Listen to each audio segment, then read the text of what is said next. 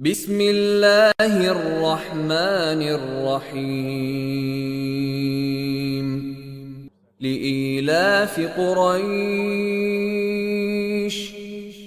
إيلافهم رحلة الشتاء والصيف فليعبدوا رب هذا البيت الذي أطعمهم